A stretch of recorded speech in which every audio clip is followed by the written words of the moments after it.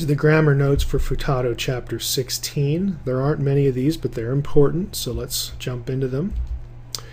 Chapter 16 in Futato was about possessive suffixes. Now, if you read the chapter or looked at the overview, you know that there are certain suffixes that get translated in a singular way, like his, her, my. Again, the referent is only one person.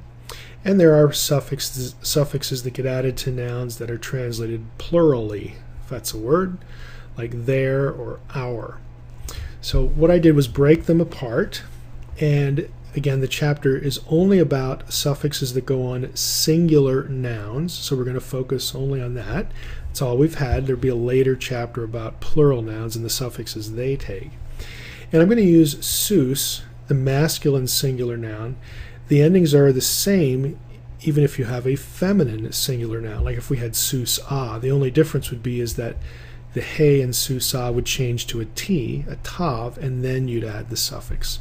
So I'm not going to be redundant. I'm just going to use sus and then give you the suffixes. You just need to memorize the suffixes. So if we have sus and then we add a suffix, and here are the suffixes that get translated in a singular way. There's o, a, ka, final kaf, and then e, the final yod here.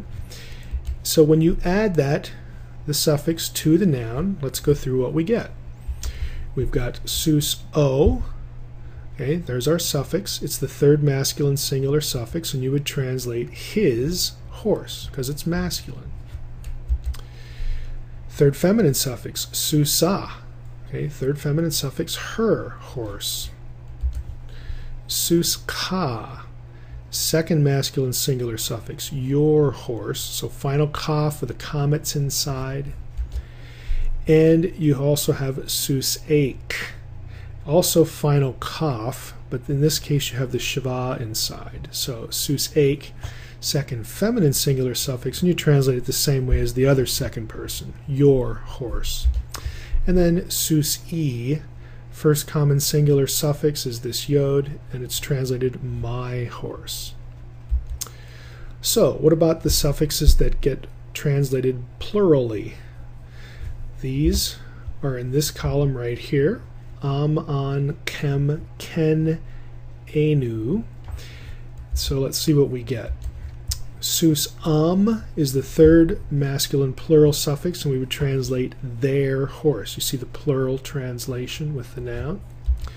Sus-an is third feminine plural, same translation as the masculine though, their horse.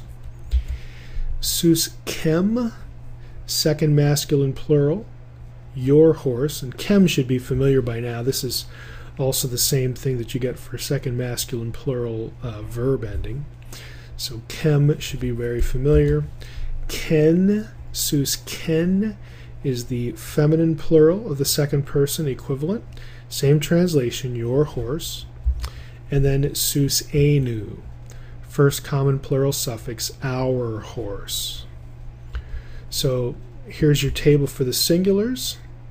On feminine singular nouns, notice, again, I'm not going to go through all of them, be redundant. The suffixes are the same, except you have sus-at as your base. So susa, the feminine singular form for a female horse, singular female horse, the he becomes a t, susat, and then you add the suffix. So susato, susata, susatka, so on and so forth.